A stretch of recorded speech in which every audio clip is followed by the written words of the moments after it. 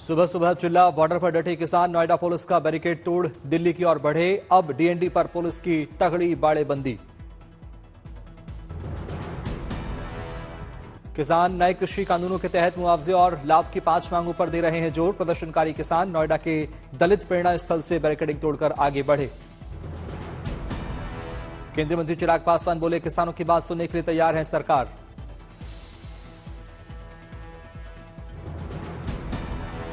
पूरी तरीके से किसानों की बात सुनने के लिए, उनसे बातचीत करने के लिए तैयार है। पर ये बार बार इस तरीके से सिर्फ मार्च करना, ये करना, पिछली बार भी जिन कानूनों पर उनको ऐतराज था, सरकार ने बिना किसी शर्त के, बिना किसी उसके उनको विड्रॉ करने का काम किया। ब्रजेश पाठक ने किसानों को लेकर कहा, किसान के साथ हम लोग खड़े हुए हैं, उनके साथ खड़े हुए हैं, जो भी उनकी समस्या है उनकी समस्या सुनी जाएगी। किसानों के प्रदर्शन को लेकर समाजवादी पार्टी ने भी केंद्र सरकार पर साधा निशाना। कहा, किसान लगातार परेशान है, उनको सुनने वाला कोई नहीं है। किसान लोकतंत्र में प्रदर्शन भी नहीं कर सकते। पुलिस ने मेट्रो का इस्तेमाल करने की दी सलाह, कई जगहों पर लगाया डायवर्जन। बॉर्डर पर सावधानी बरतने की दी जा रही सलाह, कई जगहों पर बैरिकेडिंग लगे। किसानों का आरोप, पुलिस किसानों के घर दे रही है दबिश। नोएडा दिल्ली बॉर्डर पर भारी पुलिस फोर्स तैनात, ड्रोन से नजर रख रही पुलिस। किसानों के दिल्ली कूच को लेकर सुरक्षा के भी कड़े इंतजाम, 4000 से अधिक पुलिसकर्मियों को किया गया तैनात। दिल्ली कूच करने वाले कई किसान नेताओं को पुलिस ने लिया हिरासत में। पुलिस वालों ने कहा, किसी भी कीमत पर किसानों को दिल्ली जाने नहीं दिया जाए।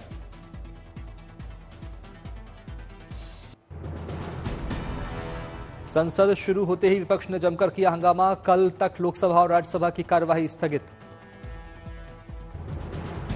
दोनों सदनों में अडानी और संभल के मुद्दे पर संसद में विपक्ष का हंगामा, लगाए गए जय श्री राम के नारे।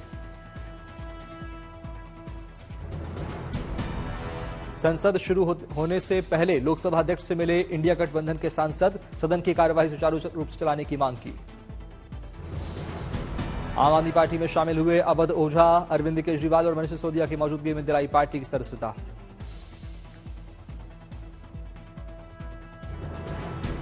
आम आदमी पार्टी में शामिल होकर बोले अवध ओझा, कहा शिक्षा क्रांति से प्रभावित हुआ।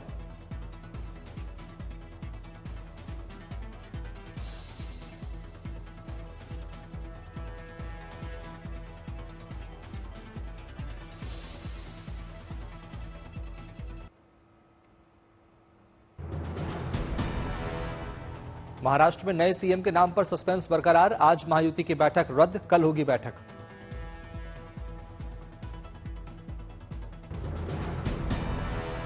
महाराष्ट्र के लिए बीजेपी ने पर्यवेक्षकों के नाम का किया ऐलान, निर्मला सीतारमण और विजय रूपाणी को पर्यवेक्षक बनाया। 4 दिसंबर को मुंबई में होगी बीजेपी विधायक दल की बैठक, सीएम के नाम पर होगी चर्चा। सूत्रों के मुताबिक सीएम की रेस में देवेंद्र फडणवीस का नाम सबसे आगे, देवेंद्र फडणवीस बन सकते हैं मुख्यमंत्री। महाराष्ट्र के नए मुख्यमंत्री के नाम पर बोले बीजेपी नेता सुधीर मुनगंटीवार, शपथ समारोह से पहले होगा मुख्यमंत्री के नाम का ऐलान।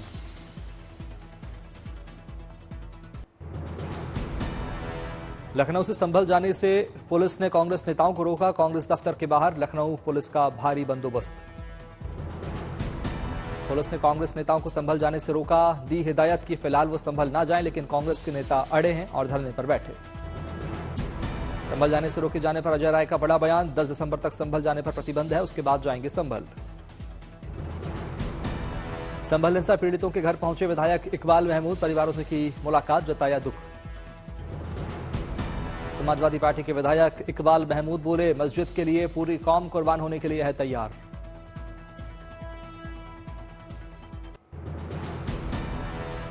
आज शाम 4 बजे द साबरमती रिपोर्ट फिल्म देखेंगे पीएम मोदी। लोकसभा अध्यक्ष के अलावा केंद्रीय मंत्री और सांसद भी रहेंगे मौजूद। संसद के बालयोगी ऑडिटोरियम में स्पेशल शो।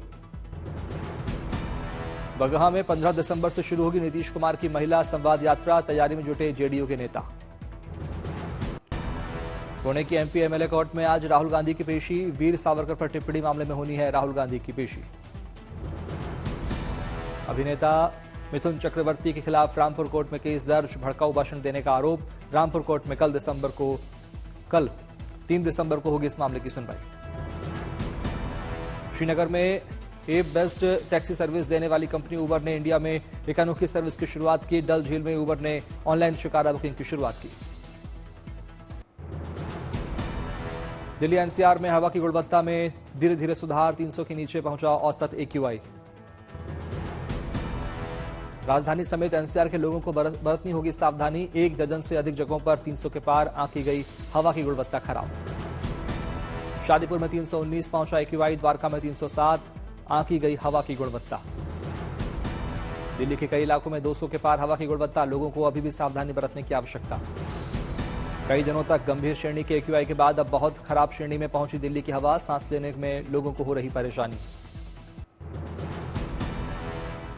प्रयागराज में महाकुंभ को लेकर तैयारियां जोरों पर, अधिकारी पल पल का ले रहे जायजा। महाकुंभ से पहले श्री नागवासुकी मंदिर का जीर्णोद्धार का काम तेज, मंदिर को किया जा रहा दुरुस्त। 13 जनवरी से शुरू होगा महाकुंभ, 26 फरवरी 2025 तक चलेगा महाकुंभ। उज्जैन के बाबा महाकाल के दरबार में पहुंचे भारतीय क्रिकेटर आदित्य तारे, मनवंत कुमार और अभिनव मनोहर ने विधि विधान से की पूजा अर्चना। मध्य प्रदेश में लोगों के लिए पुलिस स्टेशनों में साइबर हेल्प डेस्क की शुरुआत, लोगों को मिलेगी सुविधा। बिहार के रोहतास में नमस्ते बिहार कार्यक्रम का आयोजन, आईपीएस अधिकारी विकास वैभव हुए शामिल। वासिम में पशुओं के प्रति किसान का दिखा अनोखा प्यार, किसान ने गाय के बछड़े का धूमधाम से मनाया जन्मदिन। कुरुक्षेत्र पहुंचे केंद्रीय मंत्री मनोहर लाल खट्टर, अंतर्राष्ट्रीय गीता महोत्सव में होंगे शामिल। हरियाणा के कैथल में शूर सैनी जयंती पर कार्यक्रम का आयोजन, सीएम नायब सिंह सैनी हुए शामिल। त्रिशूर में कृषक प्रतिभा पुरस्कार सम्मान समारोह का आयोजन, बंगाल के राज्यपाल सीवी आनंद बोस ने की शिरकत। अर्थव्यवस्था के मोर्चे पर देश के लिए शानदार न्यूज, नवंबर महीने में 8.5% बढ़कर 1,82,000 करोड़ रुपए हुआ जीएसटी कलेक्शन। जय शाह ने संभाला अंतर्राष्ट्रीय क्रिकेट परिषद के अध्यक्ष का पदभार, कहा क्रिकेट को बनाएंगे और मजेदार, महिला क्रिकेट को बढ़ावा देने पर रहेगा जोर। यूपी सरकार ने प्रयागराज के महाकुंभ क्षेत्र को घोषित किया नया जिला, आगामी महाकुंभ के सुचारू प्रबंधन और बेहतर संचालन के लिए लिया गया सरकार का फैसला।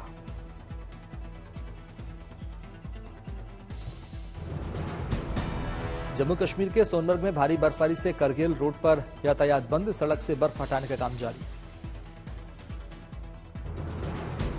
जोजिला टॉप के करीब श्रीनगर लद्दाख हाईवे पर बर्फबारी की वजह से हाईवे बंद, आवाजाही बहाल करने में जुटा सीमा सड़क संगठन।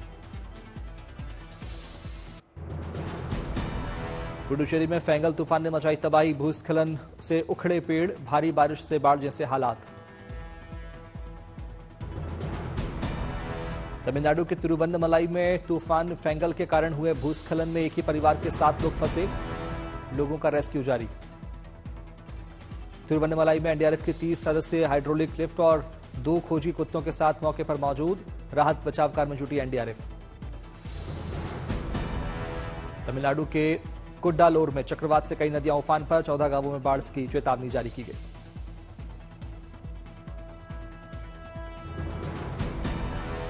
सबरीमाला में सुबह से हो रही भारी बारिश, मंदिर में बारिश से बचने के लिए छिपे लोग।